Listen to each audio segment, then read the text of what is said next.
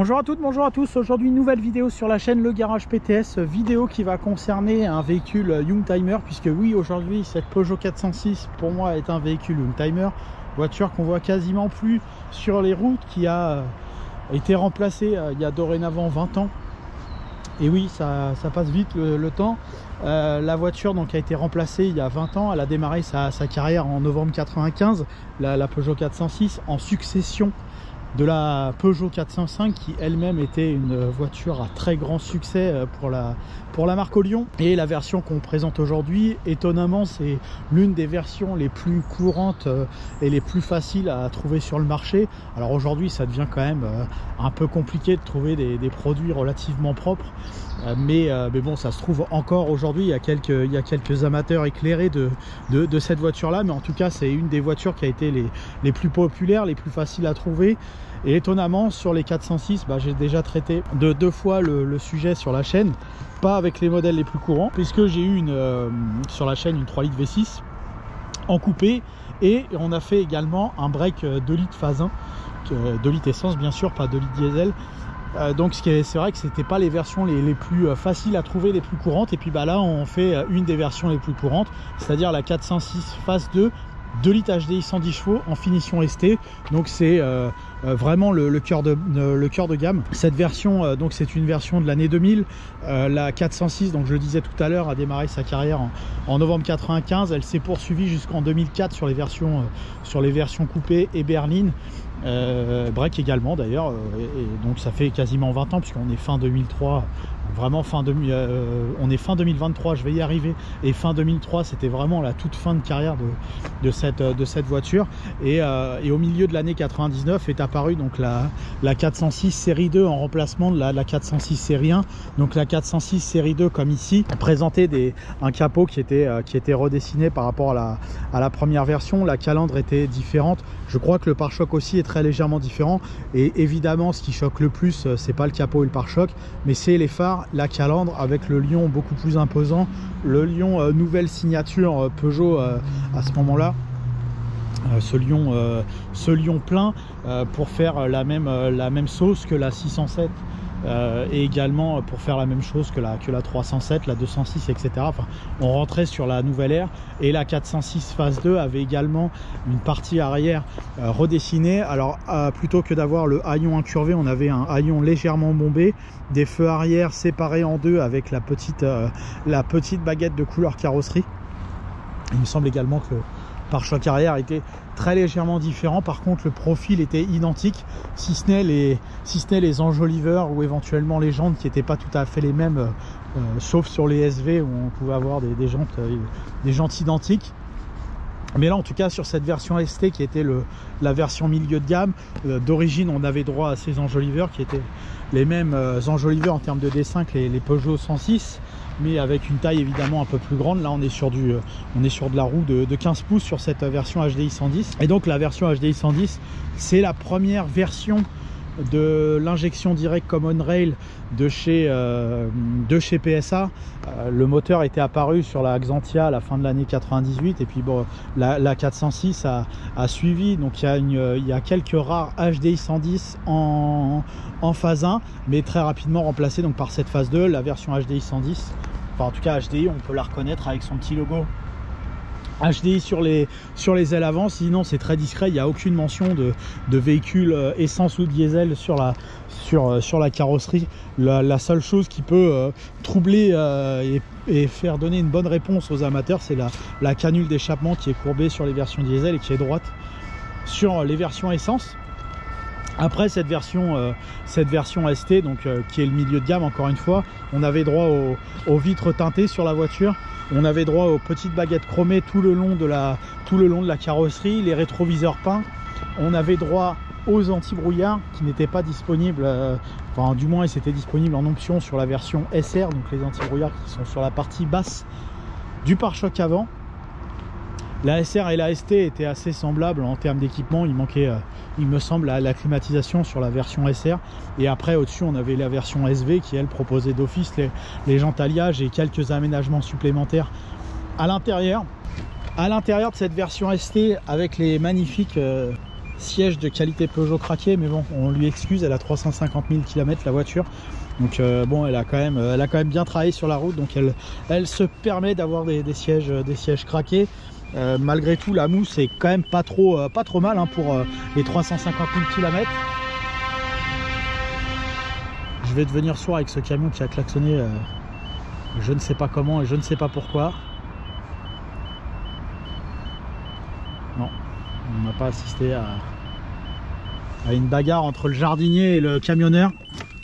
Si, peut-être que le jardinier et nous avions un jardinier et un camionneur Ben ayant une envie de se bagarrer.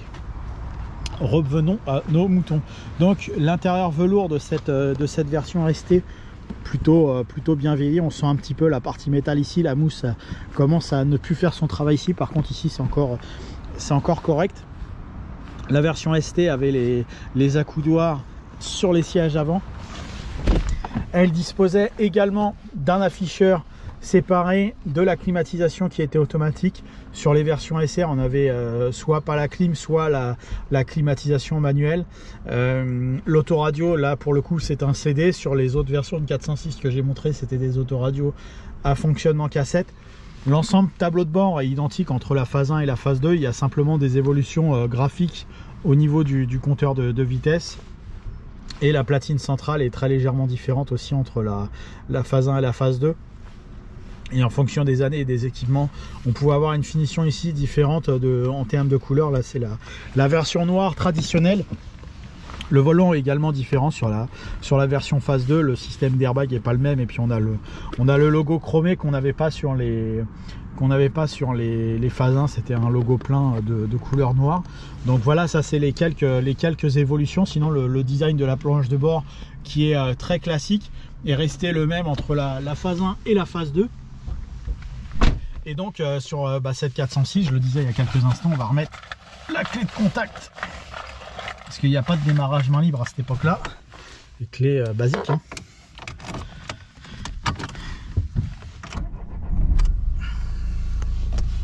On va allumer pour voir un petit peu mieux comment ça se présente. Donc c'est une atmosphère globalement de couleur orange, comme il était de coutume à ce moment-là chez Peugeot. Donc de gauche à droite, on va retrouver la jauge à carburant, le contour, le compteur kilométrique avec le journalier, compteur de vitesse et le compteur de température. On a le bouton de warning qui est situé en haut. Sur les phases 1, c'était l'horloge qui était dans ce coin-là. Et donc ici, ensuite, ce que je disais tout à l'heure, l'afficheur séparé de l'autoradio, plus la climatisation qui se trouvait là. Ici, on retrouve la commande au volant et on a droit sur ces versions-là aux essuie-glaces automatiques, comme les 206, comme les 306. Les phares par contre ne le sont pas. Et regroupés sur le panneau de porte côté conducteur, l'ensemble des 4 vitres électriques et des rétroviseurs électriques qui sont d'office sur la version ST. Sur la version RCR qui est une version un peu inférieure, on a uniquement les 2 vitres avant électriques. Voilà, donc sinon après cette voiture est plutôt encore aujourd'hui, je trouve le siège très confortable. On est plutôt pas mal à son aise dans cette voiture. On a le confort traditionnel Peugeot. On est plutôt correctement assis. On a suffisamment de place. On est encore sur la génération de voitures. On n'a pas besoin d'être dans une espèce de cockpit pour pouvoir apprécier conduire. On a une certaine clarté, une certaine liberté d'espace qu'on va pas retrouver, qu'on retrouve déjà un peu moins sur la 407, puisque la 407 elle a une console qui monte beaucoup plus haut à cet endroit-là. On commence à être étriqué. Alors la 508, j'en parle même pas. Et alors la 508 dernier modèle, c'est encore pire. Mais là, en tout cas, on a encore ce côté traditionnel avec suffisamment d'espace à bord. Et ce qui faisait en fait le côté cockpit, c'était la tradition des voitures allemandes. On aimait bien avoir un truc un peu resserré.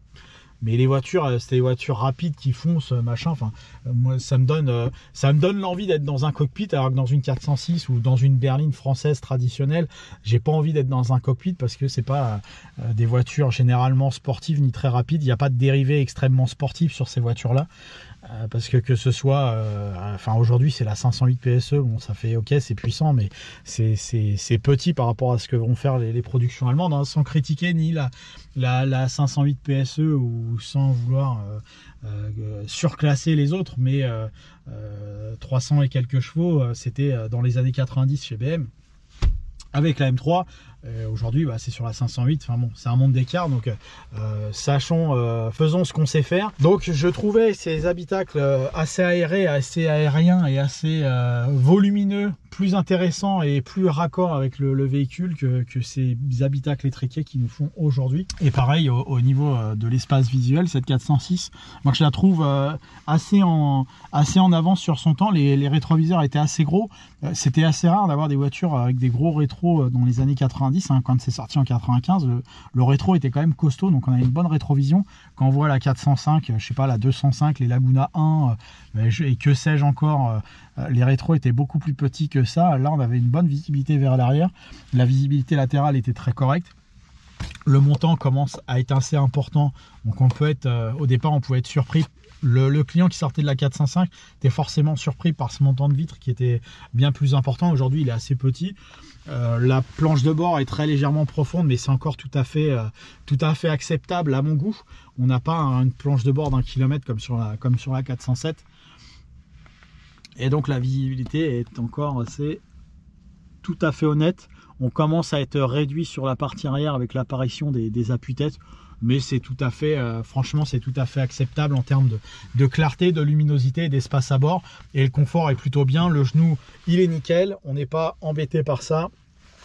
Voilà, même si je mets le levier de vitesse en première, je suis encore loin. Donc franchement, on est tout à fait bien. On pourrait regretter simplement le mauvais réglage de la coudoir qui se règle pas totalement et qui, en fonction de la position de conduite, peut être un peu haut. Là, on peut voir le côté passager, c'est quand même assez haut. Donc c'est un peu, ce serait presque la seule fausse note que je pourrais donner à cet habitacle dans un premier temps. Bon, après évidemment la qualité de fabrication est assez comment dirais-je, va du pas trop mal au pas terrible sur ces 407. Les tissus de panneaux de porte, j'en ai déjà parlé, c'est de la galère, c'est pas terrible. Le plastique central de tableau de bord, c'est pareil, c'est du plastique de calculette. Par contre le plastique recouvrant la partie supérieure, c'est bien. Le faux bois, bon, moi j'aime pas, mais bon, après voilà, c'était les standards Peugeot de la fin des années 90 et du début des années 2000. C'était leur marque de fabrique. Donc qualité de fabrication plutôt correcte, on va dire. C'est mieux la 406 que la 407 à mes yeux, quoique les plastiques de 407 sont quand même pas mal. On peut noter sur cette 406 que la vitre arrière se descend jusqu'au bout. Donc ça c'est bien, quand on est claustrophobe, on peut profiter de ça. On a une petite troisième vitre à cet endroit. Et le confort d'assise à l'arrière, moi je suis très bien installé à l'arrière de cette voiture. On a un léger retour de banquette arrière à la manière un peu c'est souvent les BM qui ont ce retour de banquette pour faire une sorte d'arrondi à cet endroit là, et je le trouve moins prononcé que sur les BM et je trouve qu'on est plutôt bien installé. Ça fait presque accoudoir, c'est assez étonnant. La poignée de maintien avec la commande de vitre juste là. Donc moi je suis plutôt bien installé, les genoux pareil ne touchent pas, on est assez à son aise là-dedans. Le siège est toujours réglé au plus bas. Ma position de conduite je les règle au plus bas. Mes pieds rentrent malgré tout sous le véhicule, donc moi je suis plutôt agréablement installé. Je savais la 406 très confortable.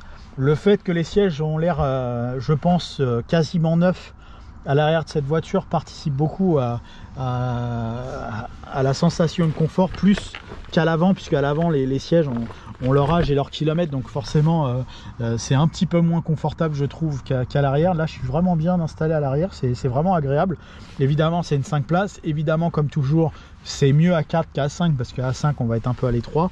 Malgré tout il y a aussi le tunnel de transmission qui passe, je sais pas pourquoi. Sur ces 406 ils auraient pu faire un plancher plat mais ils ne l'ont pas fait. Voilà, donc à 4 c'est très bien, à 5 un peu moins, mais je trouve malgré tout que c'est plutôt pas mal. On va faire les relevés chiffrés, si je trouve mon truc. Voilà, il me semble avoir fait à l'époque déjà les mesures de la version break. Évidemment comme le tissu est détendu il a du mal à calculer. Mon appareil, on a 1,45 de largeur, on a quasi 71 cm en longueur aux jambes, Et l'un des points aussi caractéristiques de cette 406, c'est que c'est une berline à coffre traditionnelle, donc la vitre ne s'ouvre pas.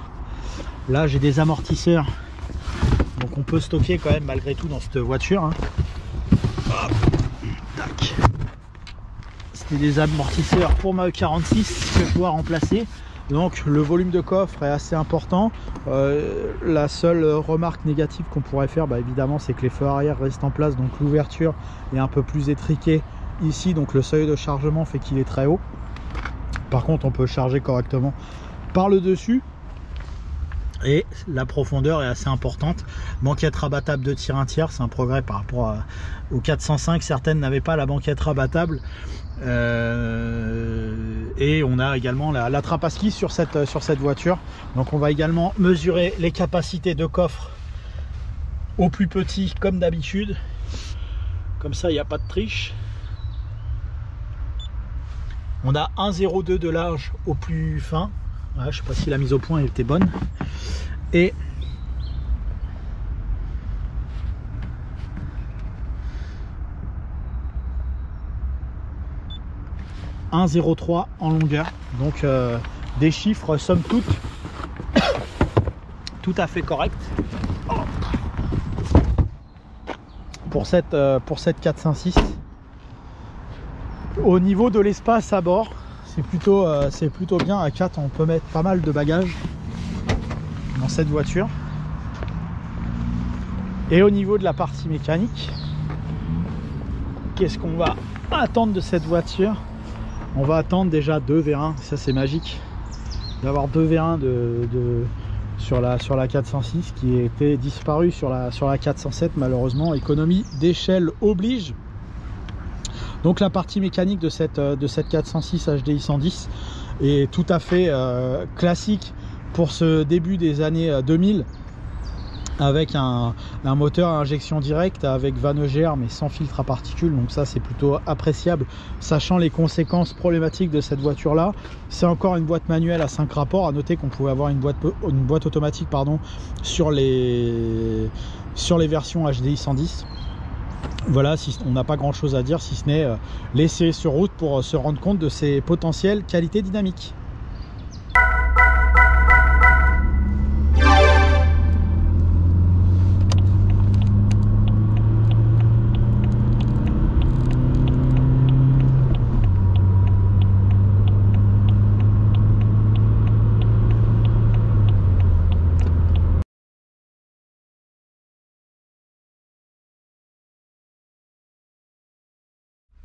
Donc,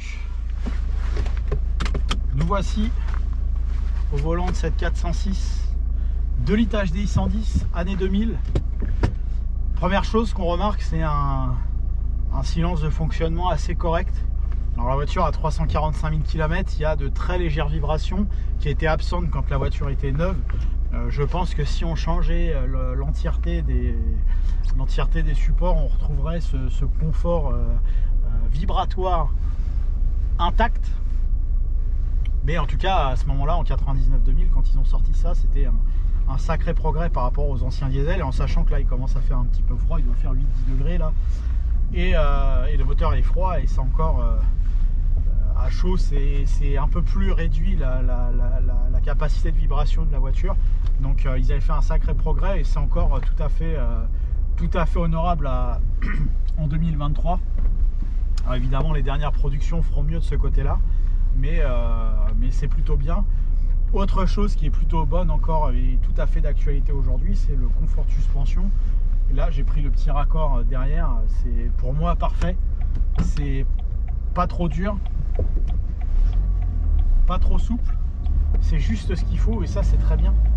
Il y a pareil, il n'y a pas d'excès de dureté pour essayer de faire sport entre guillemets.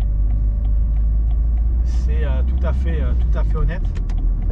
À l'accélération, on entend un petit peu ce moteur. On a un très léger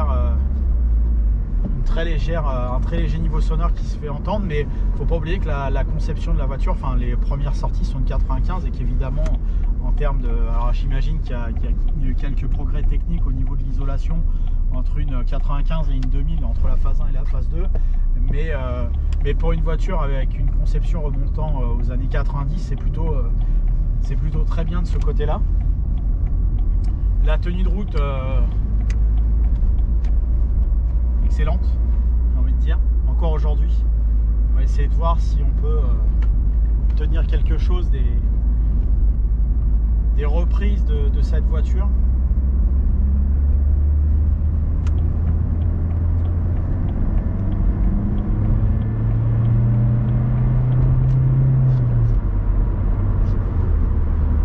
Alors ça accélère dans une progressivité totale. Vraiment ça se lance sur un filet de gaz, cette voiture. Il n'y a pas le côté agressif entre guillemets, bien sûr, des 2 litres 1 TD qui faisaient la joie auparavant. C'est beaucoup plus progressif de ce côté-là. Il n'y a plus cette sensation-là. Évidemment, ça tranchait très largement avec les 1 litre 9 TDI Volkswagen qui, eux, étaient vraiment sur un fonctionnement on-off, donc qui était appréciable pour certains et moins pour d'autres. Moi, je trouve que c'est plus adapté ce type de comportement moteur, cette souplesse, cette linéarité de confort sur cette 406 que la définition Volkswagen. Quand on cherche une routière capable d'avaler les kilomètres, avoir un confort de conduite, une souplesse, bah, c'est très agréable. Parce que quand on cherche à faire des kilomètres, quand on a une voiture qui vous secoue comme ça à chaque accélération, c'est amusant 5 minutes, mais je pense que c'est vite ennuyeux. Donc de ce côté-là, je préfère ça. D'ailleurs, il est aussi plus silencieux. Je ne sais pas s'il est plus économique en termes de consommation, mais la consommation de cette 406 est vraiment intéressante. Alors là, j'ai pété en nettoyant la voiture, j'ai pété un peu l'afficheur ici. Et là, je ressors à 5,4 litres de consommation au 100. Vu la taille du réservoir, vu la consommation, on fait largement plus de 1000 km. On peut presque, si vraiment on est économique sur la voiture, je pense qu'on peut taper les 1500 km d'autonomie avec cette voiture. Autant dire qu'on traverse largement la France sans faire une pause de stop. Et par les temps qui courent au prix du carburant, ce genre de diesel met toute sa place. Alors évidemment, l'odeur à l'échappement ferait fuir certains politiques verts, puisque évidemment ça fume un petit peu. On l'a vu à l'entrée d'accélération, à l'entrée de la vidéo. Évidemment, il y a l'odeur qui va avec. Ça réveille un petit peu les poumons quand on se met derrière la voiture, surtout à froid. Mais en termes de fiabilité et de rapport de consommation, c'est encore une fois tout à fait honorable. C'est un autre débat par contre, celui-ci, hein, évidemment. Le système de freinage est encore très bien. Alors il y a encore un peu de monde à cette heure-ci en Ile-de-France, hein. Il est que 9h50, c'est toujours les bouchons. Malheureusement, on peut pas profiter d'une route à 90 ou 110 correctement, je dirais. Mais le niveau sonore est tout à fait acceptable sur cette voiture. Une fois que le moteur est arrivé à son température de fonctionnement, on n'a pas de bruit particulier, ça résonne pas, il n'y a pas de bruit de vent particulier, la voiture est bien née, bien construite. Donc ce qui fait qu'on n'est pas obligé d'élever le niveau de la voix pour pouvoir discuter à 130 km/h. C'est tout à fait correct cette 406 encore aujourd'hui. Alors évidemment, les dernières voitures font beaucoup mieux de ce côté-là, mais franchement, c'est loin d'être ridicule dans cette voiture. On n'est pas dans une bétaillère, c'est franchement bien. Et encore une fois, la voiture a 350 000 km bientôt, donc évidemment, il y aurait des éléments à remplacer pour la rendre à son état neuf. Et malgré ça, elle est encore tout à fait capable de faire des kilomètres dans un silence de fonctionnement absolument intéressant. Autre point qui, pour moi aujourd'hui, fait encore référence sur cette 406, c'est la tenue de route. Franchement, la tenue de route de la voiture, pour moi, elle m'épate encore aujourd'hui. Pour moi, le combo est nettement meilleur que sur les dernières productions. châssis vire à plat de la même façon sur la 406 que sur les dernières Peugeot. Là, je secoue la voiture comme ça avec le volant, ça reste à plat, c'est encore archi dynamique, archi vif. Alors il y en a qui n'aiment pas les voitures vives et dynamiques, évidemment, donc ils n'aimeraient pas la 406, mais elle n'est pas exagérément assistée par des éléments électroniques qui pourraient la rendre. Alors j'imagine que sur un circuit, et encore qu'il faudrait voir une 406 avec des roues sport entre guillemets comme ils font aujourd'hui, avec des pneus en 17-18 et des freins plus gros, donc plus performants longtemps. Je me demande ce que ça donnerait une 406 pardon, vis-à-vis d'une 407 et une 508 sur un circuit. Je serais étonné de voir ça, parce que pour moi franchement le feeling est encore parfait sur cette voiture en termes de tenue de route. Ça vire à plat, c'est suffisamment léger pour être sympa à conduire, puisque les voitures forcément plus modernes sont un peu plus lourdes, donc je trouve évidemment que c'est un peu moins agréable, puisque évidemment plus c'est lourd et moins il y a de velléité dynamique. Mais franchement cette 406, voilà, la tenue de route, c'est vraiment encore pour moi le top du top. Ça tient hyper bien la route, un peu comme les 605 et tout. Il n'y a pas besoin d'aller dans la modernité pour se faire plaisir et sans danger, d'autant plus. Voilà, pour moi c'est pas du sur la 508 qui avait donc 10 ans de moins, elle est pas je suis pas sûr qu'elle tienne fondamentalement mieux la route que cette 406 qui est sortie 10 ans avant. Il y a du progrès peut-être au niveau des pneus, etc., mais avec une pneumatique adaptée, ça suit tout à fait le rythme, mais grâce au poids, enfin moi je préfère la tenue de route de ces voitures.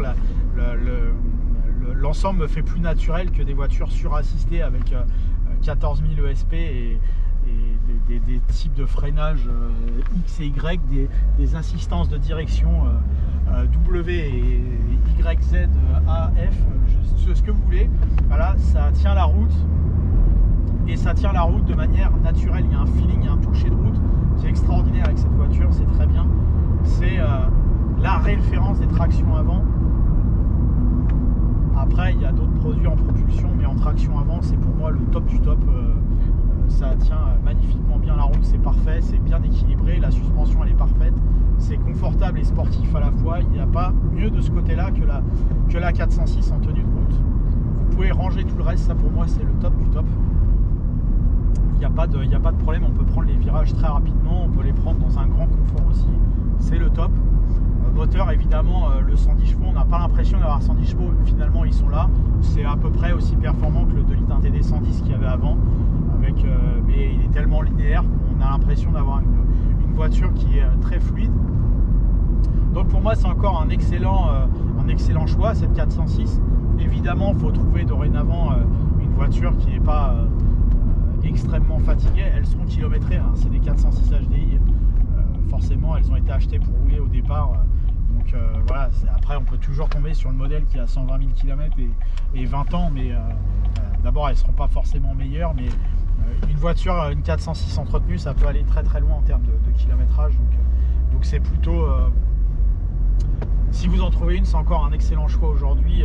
Il suffit de faire attention à la voiture, à continuer à l'entretenir. Évidemment elle a des marques de faiblesse classiques de n'importe quelle voiture, surtout de cet âge là, mais pour moi c'est encore un choix tout à fait recommandable, avec un côté décalé aujourd'hui et une voiture qui est encore tout à fait d'actualité d'un point de vue de la sécurité.